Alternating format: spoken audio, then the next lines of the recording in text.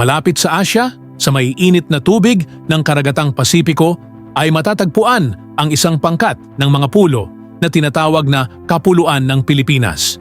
Kung nais mong bumisita sa isang taong naninirahan sa Pilipinas, marahil ay pupunta ka muna sa Maynila, ang pinakamalaking lungsod sa bansa. Mula sa daungan ng Maynila, maaari kang maglakad sa mga abalang kalsada papunta sa mga makabagong pamilihan ng lungsod. Dito mo makikita ang mga taong lungsod na maaari mong makausap o makilala. Ngunit marahil ay nanaisin mong lumabas ng Maynila, lumayo sa mga matatayog na gusali at abalang daungan at pumunta sa mapayapang mga bukirin sa kanayunan ng Pilipinas.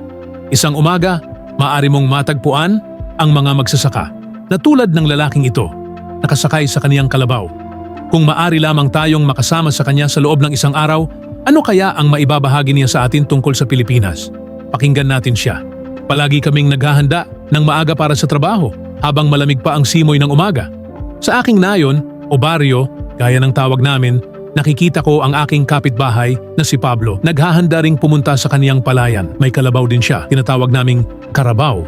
Ginagamit namin ang mga kalabaw para sa mabibigat na gawain tulad ng paghila ng kargamento at pag-aararo ng mga bukid. Bagaman, ang isa ko pang kapitbahay ay gumagamit na ng makabagong traktora sa kanyang malalawak na palayan, ako'y nananatili pa ring umaasa sa aking tapat na kalabaw. Ang iba ko pang mga kapitbahay ay sumasakay sa bus ng baryo upang mamili sa kalapit na nayon o pumunta sa mga plantasyon kung saan sila nagtatrabaho. Bago ako magtrabaho, karaniwan kong kinakain ang almusal sa aming bahay.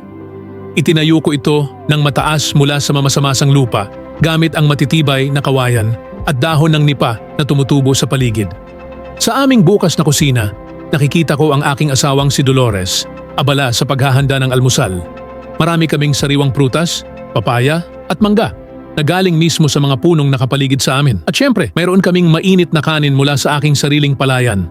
Ang aking anak na lalaki na si Ramon ay mahimbing pang natutulog sa loob ng bahay, ngunit hindi magtatagal. Naririnig ko ang anak kong si Juanita na tinatawag siya, "Gising na, Ramon," sabi niya. "May espesyal tayong almusal ngayon para sa iyong kaarawan." Naalala ni Ramon, ngayon ay siya'y 9 na taong gulang.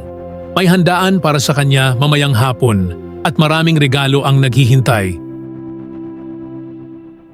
Kaya't mabilis niyang tinupi ang kaniyang banig na tinatawag naming petate at itinabi iyon sa sulok.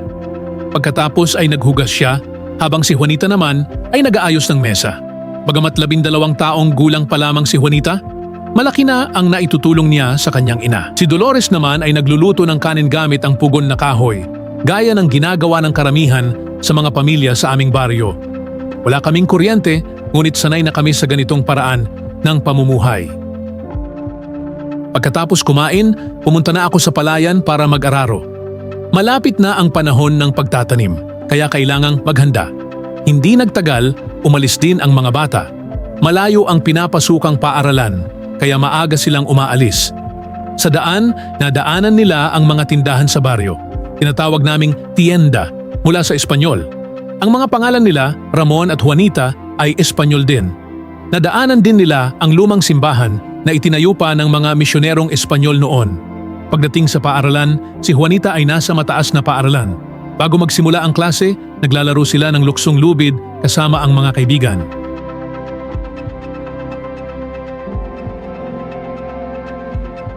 Samantala, si Ramon ay nasa elementarya at paborito niya ang larong hilaang lubid. Siya ang pinuno ng grupo.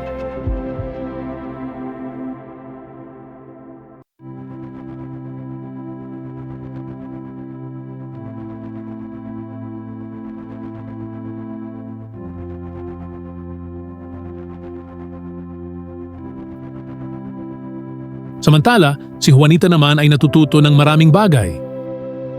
Sa edukasyong pantahanan, tinuturuan silang manahi at magburda, isang sining na itinuro pa ng mga Espanyol. At ngayon ay ipinagmamalaki ng mga Pilipina. Habang abala ang mga bata, si Dolores ay namimili sa baryo. Bumibili siya ng mga rekado para sa lulutuin sa handaan ni Ramon. Pagkatapos mamili, umuwi siya para simulan ang pagluluto. Pagsapit ng tanghali, tapos na sa klase ang mga bata. Si Ramon ay tutulong sa akin sa bukid, habang si Juanita ay tutulong sa ina sa bahay sa paghahanda. Una niyang inayos ang mesa, pagkatapos ay nag-ihaw ng lechon, ang inihaw na baboy na espesyal sa mga okasyon.